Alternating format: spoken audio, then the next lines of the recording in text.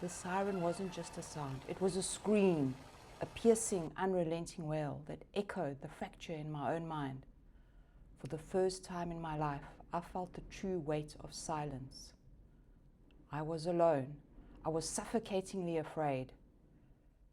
It felt like moments ago I was in my studio, my fingers wrapped around a delicate paintbrush. I was lost in the absolute stillness of concentration. My world narrowed down to the tip of those fine bristles. I was trying to capture the soul of a defiant fuchsia bloom, a splash of neon life fighting through cracked, dead earth. It was my mirror. Each tiny defining stroke was a refusal to let the devastation of Marcus leaving break me. Then the world tilted, the room spun, the colors bled together, and I hit the floor in my weakest state, writhing against a pain I couldn't name. I managed to find my phone to call for help. Now everything is a blur. I feel the ambulance swerving, the tires screaming against the rain. The pain shoots through my abdomen like a lightning bolt. I'm caught between two worlds. In my mind's eye, I see my studio. The bright pink paint drops on the floor and the canvas leaning like a silent witness. But my reality is the cold, chemical smell of an oxygen mask and the frantic shouting of paramedics using medical terms I can't understand.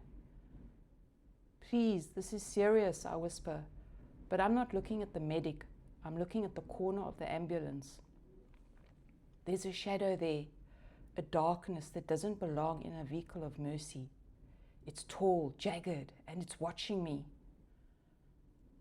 I've spent my whole life being the strong one, the orphan who didn't need a mother, the artist who didn't need a muse. But as we speed through the rain, I realize I'm terrifyingly alone. This isn't just a medical emergency, it's an execution. And I feel in my soul that the real target is the only piece of hope I have left.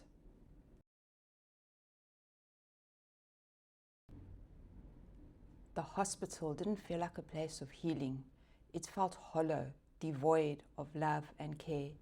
As the door slammed shut behind me, I heard a loud click. The click of the lock wasn't mechanical. It sounded like a sentence being passed. They put me in room 412. The walls were an ominous shade of grey, the color of a storm that never breaks. The doctors were efficient, but superficial. I overheard them talking about abnormalities and sonar readings, treating the life inside of me like a faulty piece of equipment. Unfortunately, it doesn't look too good, Logan, they said, their eyes fixed on a cold computer monitor. I stare at the ceiling, painfully aware that I'm hooked up to a machine that beeps with a frantic rhythm. That's when the orphan spirit in me started to ache, a cold ache that settled deep in my marrow.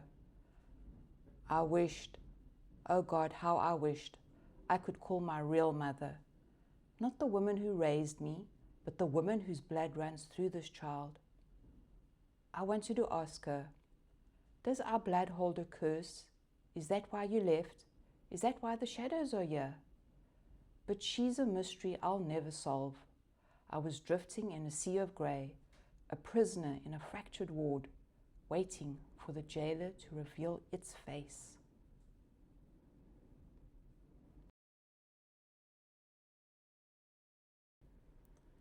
She walked in at 3 a.m. They called her Matron Frost. She looked like a grandmother from a storybook, white hair and with eyes that crinkled with a warmth that didn't feel real. Although I never knew my grandmother, I imagined this is what a nurturing woman should look like. But when she touched my arm, my skin crawled. Her fingers were like dry parchment. Her floral scent didn't smell like a garden. It smelled like flowers left too long in a vase of stagnant water. "You're so tired, sweetheart," she whispered. Her voice was like velvet over gravel. "Why struggle for a broken thing? The sonar doesn't lie. It's an abnormality. It's better to just Surrender to the quiet. I looked at her, my vision blurring from the drip she had just started. I was too weak to fight. And that's when I saw it. The vanity mirror caught the light. Lying in the bed was me, pale, fading. But standing over me wasn't a nurse. It was a jagged charcoal silhouette. Her shadow didn't match her body. It was reaching towards my stomach with fingers like obsidian needles. The smell hit me then, radiating from her like a heat. It was an awful mixture of sulfur and ash. I realized then she wasn't giving me medicine. She was feeding my veins a substance designed to silence the soul. My parents came the next morning, my devoted, conservative, quiet, nice parents. I knew they loved me, but the age gap was so big, it was always a struggle to bridge the distance. They brought pink and white carnations that looked wilting in the grey light. I wanted to scream, "Look at her! Look at the shadow behind the door!" But Matron Vrost was right there with an eerie grin, adjusting my blankets with motherly care. My parents saw a dedicated senior nurse.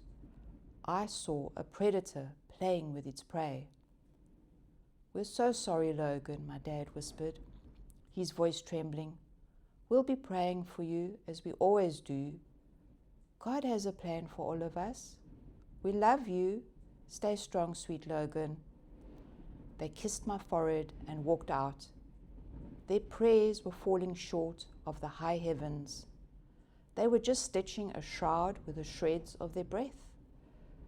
They were praying to a God of peace, while I was in the middle of a spiritual massacre.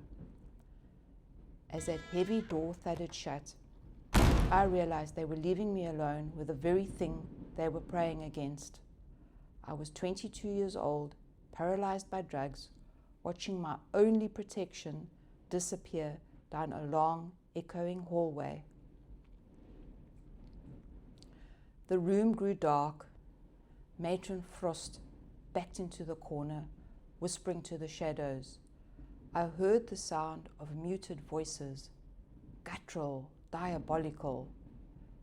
"It's not working," she hissed. "The life, it's too strong. Her heart won't break."